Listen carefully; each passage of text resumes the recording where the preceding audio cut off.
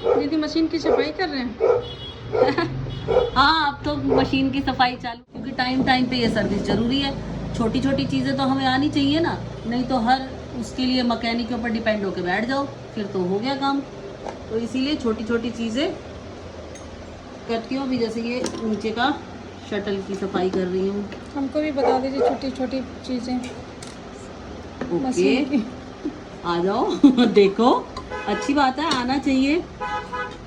कुछ कुछ चीज़ें तो हमको खुद को ठीक करनी चाहिए। नीचे का धागा खराब आता है, ऊपर का धागा खराब आता है, उसको कैसे करें। देखो अभी तो ये क्लीन है यहाँ पे, नहीं तो यहाँ पे काफ़ी गंद होता है।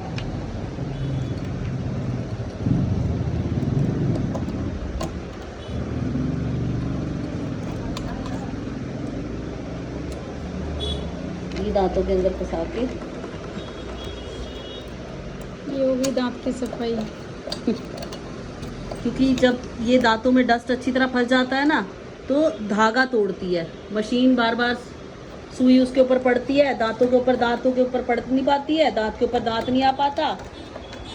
तो वो सुई धागा तोड़ती है बार बार। इसीलिए इन दांतों की सफाई जरूरी है। जैसे हमारे दांतों की सफाई जरूरी है, ऐसे ही मशीन के दांतों की सफाई भी जरूरी है। ये धागा तोड़ने से हमारे को काफ़ी हेल्प करती है। धागा नहीं टूटता इससे। एक धागा टूटता है अगर ये सही नहीं लगती है तो, सुई मशीन की सुई अगर हमारी सही नहीं लगती है तो। अब देखना इसके अंदर कितना गंद होगा। इसके अंदर भी डस्ट फंस जाता है तो मशीन परेशान करती है। कुछ कुछ टाइम बाद हमको इसकी भी सफाई करते रहना चाहिए। पेच उतारने की जरूरत नहीं है इसके ऊपर से, तो थोड़े लूज करो बस, उतर आता है। ये देखो माशाल्लाह।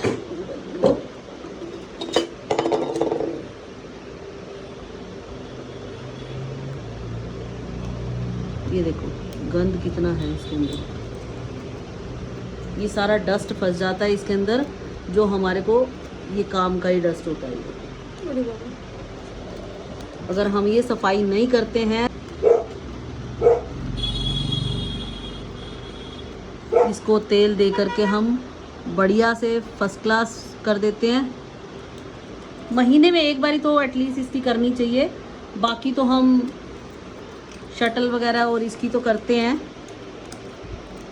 हफ्ते में एक बारी। मैंने शनिवार का दिन रखा हुआ है, सैटरडे टू सैटरडे इन मशीनों की सेवा।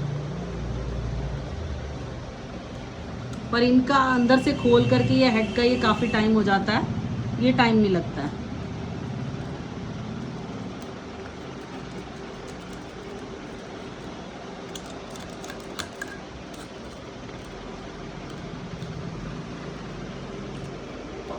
ये काफ़ी टाइम बीत जाता है, इसीलिए काफ़ी डस्ट हो जाता है। एटलीस्ट इस बारी मेरे को 6 महीने होने को आए हैं इसको क्लीन किए हुए, 6 मंथ। मैकेनिक के पास ज़्यादा टाइम भेजने की ज़रूरत नहीं पड़ती है, खुद से थोड़ी थोड़ी आनी चाहिए। बहुत ज़्यादा वो हो, देखो अब जैसे ये होता है, मेन क्या होता है कि जब इसका छेद बड़ा हो जाता है, कटने लग जाता है, ये सुई पड़ पड़ के जब ये सुई इसके ऊपर पड़ती है तो सिर्फ ये चेंज कर लेना चाहिए। ऐसे ही दांत हैं, जब दांत घिस जाते हैं तो हमारा बखिया सही नहीं आता, तो हमारे दांत चेंज कर लेने चाहिए। मोस्टली मतलब मैकेनिक के ऊपर इतना ज़्यादा मुझे नहीं लगता कि डिपेंड होना पड़ता है, खुद से भी हम कर सकते हैं। बहुत सारी चीज़ें हैं इस मशीन के अंदर जो हम खुद से इसकी देखभाल और रिपेयरिंग कर सकते हैं। सर्विस तो टाइम टाइम पे करते रहना चाहिए।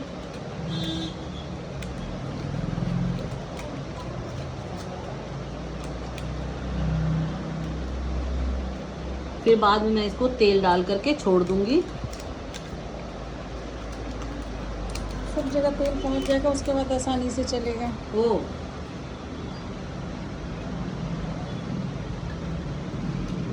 ये देखिए अभी तो निकल रहा है, अभी तो शुरुआत हुई है।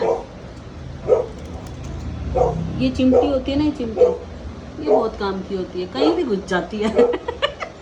ओवरलॉक की मशीन के साथ मिलती है और ये पर काम बहुत आती है ये सिलाई के उसमें।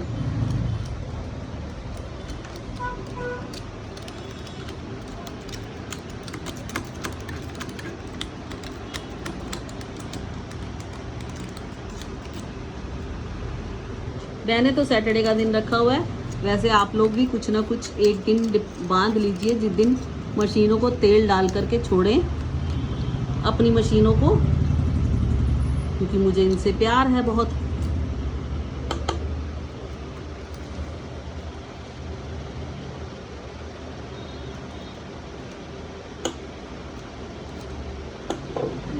घर वाला मशीन तो कितने टाइम से साफ भी नहीं की।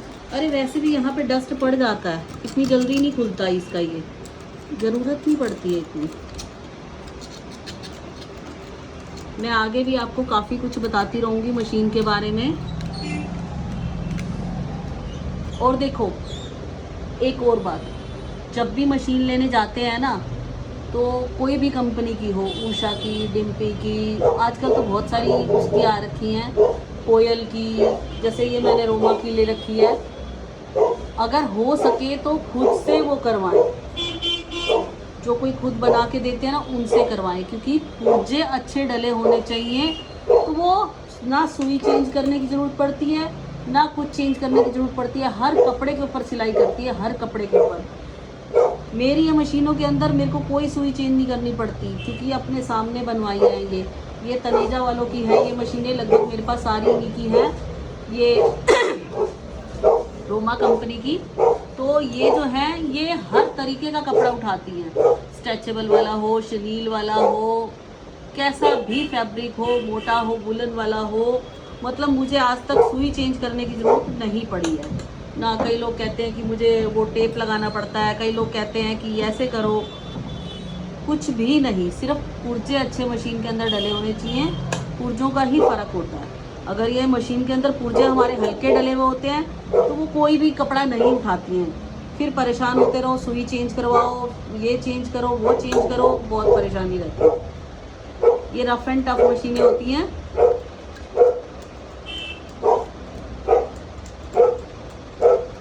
मस्त, अच्छा लगेगा तो आप भी यूज़ कीजिएगा।